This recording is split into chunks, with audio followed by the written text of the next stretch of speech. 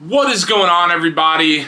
It's your boy John, and welcome back to Gearbox. So today we are talking about a hot topic, and that is going to be the reliability of the infamous Subaru WRX. Now, to start off, I want to say that, of course, with any car, with any platform, if you don't treat it well or you beat it to shit, things probably aren't going to go your way. So we're just under the assumption that the vast majority of your driving is pretty, we'll call it standard. You might do some spirited driving every once in a while, but all in all, it's going to be standard driving. Now, for those of you who are maybe new to the channel, hello. And for those who are coming back, you know that I have a 2019 Subaru WRX. I bought it new in May of 2019 and have absolutely loved the WRX platform. Now, of course, before buying, just doing research or, looking at videos of potential modifications and all of that sort of stuff, you very quickly realize that the reliability of said platform, and it's not just the 2015 to 2021 model year, it's everything. It really has to do with the boxer engine specifically in the WRX and not the EJs and the STI as much, although some similarities apply when it comes to specific things or concerns as it relates to reliability. Now, since I have bought that car in May of 2019, I have put 76,000 miles on it. I have done a shit ton of driving in this car, so I feel that I'm at least somewhat, in a position to talk about reliability, the good, the bad, and the ugly. Now, to be quite honest with you guys, over those 76,000 miles and I guess 4-ish, years of ownership, I really haven't had any issues. And I'm going to go ahead and knock on wood, i.e. the old trusty guitar here, but I really haven't had any issues. The only issue I've had is kind of self-inflicted, to be honest with you, and that was the fouled out spark plugs and O2 sensor, just based on a more aggressive map or tune that I'm running with my car. Now, of course, those modifications need to be taken into consideration here. If you're doing crazy mods with no supporting mods, and yes, if you're, coming back here for your, second, third, fourth, fifth, whatever video, I am a whore for supporting mods, but it's true. If you're pushing more boost than you should be, or you're running more, fuel, more rich mixture than it comes from factory, and you're not doing modifications to really strengthen the actual engine as a whole, you're probably going to run into issues, and that trickles down to suspension components, exhaust, whatever. So it needs to be taken into consideration, but when it comes to, just that simple issue, was it frustrating? Absolutely, especially when I didn't really know what was going on. Of course, I had the benefit of running a Cobb access port to at least have the codes that were being thrown. I wasn't just staring at a check engine light, but even those codes, you go on forums, you look up videos, you run into a lot of, not necessarily conflicting information, but it could be one of multiple things or a mixture of those things. So of course that's something that has to be taken into consideration. Now, talking about the forums and the YouTube videos and stuff, honestly, that's one of the reasons why owning and specifically modifying a Subaru WRX is so amazing, is that if you, for whatever reason, do run into reliability issues, or you are doing a specific modification, but you're not quite sure how to do it, or you're getting stuck at one, point or another, there is an amazing abundance of information out there for you. And I try to do the same thing with my channel, but there are plenty of people that have done the same thing as me and have experienced the same issues. So although you hope to never run into any reliability issues or have any problems, if you do, you at least have a good community behind you to at least steer you in the right direction. If not, telling you exactly what the problem is and, oh yeah, I had that happen 5 months ago, just make this little change and you're good to go. That's always a good feeling. I know a lot of people today, and especially in the YouTube world, where you're trying to get clicks, you're trying to get views, you're trying to do all this crazy shit and think outside the box. There are some platforms being modified that are kind of an untapped market, which is good. It's cool, seeing new platforms out there, but it's also definitely a risk you're taking by doing that, because you don't have the community behind you should you run into any issues. Now, I think the main thing to kind of stay on topic here is the idea that we talked about early in the video, and that is, if you treat your car right and you do what needs to be done to that car, odds are it's going to work in your favor.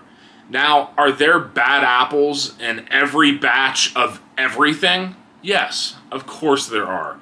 I know a guy who bought a 2012 WRX, I think. I could be wrong, but something like that. 2012 WRX, let's say, and he blew up his motor after 10,000 miles. Now, do I know the full story on what he was doing at said moment and what led to the engine blowing up? No, but, let's just chalk that up to a bad apple, right? That's okay. I mean, it's not fun, but it's not worth sitting there making accusations on a whole platform or a whole generation of said platform based on, oh, well, my buddy knows a guy who knows a guy and this happened to him, or I saw this one on YouTube and it was so bad I'm never going to buy that car again. Not at all, guys. What I would say is, obviously, when you're buying a car, especially if it's going to be a project car or whatever, you're taking a lot of calculated risks, and that's just a fact of life in whatever you're doing. Not everything, all day, every day, is going to go as you plan. I hate to break it to you. If you haven't figured that out already, you will at some point, right? Just keep this video in mind when it does happen. But overall, guys, things happen for a reason, and maybe those reasons are directly linked to you as far as the driver or the owner of said car. Maybe those problems started with the previous owner, which is why I would do a shit ton of research before buying some of these platforms like a WRX, like a 350 or 370Z, like a Miata. Know how they were treated. Were they ever tracked? Does the owner look like the type of person to beat the living shit out of their car? All of these certain things, in one way or another, are going to be factors into the overall reliability of said platform, in this case a WRX. Now, of course, there are those other factors that you and I can't control, and that's just, once again, a fact of life. But that's okay. Mechanical failures happen.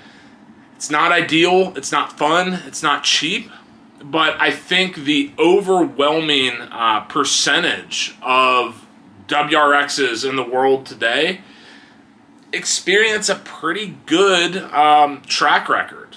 Subaru as a whole is known as a very reliable company.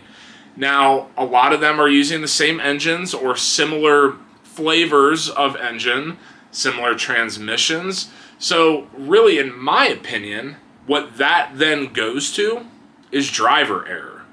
And I think a lot of people, when they do have reliability issues, like in my case, it wasn't necessarily a driver error, but it was a calculated risk I took in changing the factory settings of the car in an attempt to make it faster, louder, whatever, and ultimately it failed. That's okay. I knew the second that I did that modification and the second that I mod my car that these potential things can happen.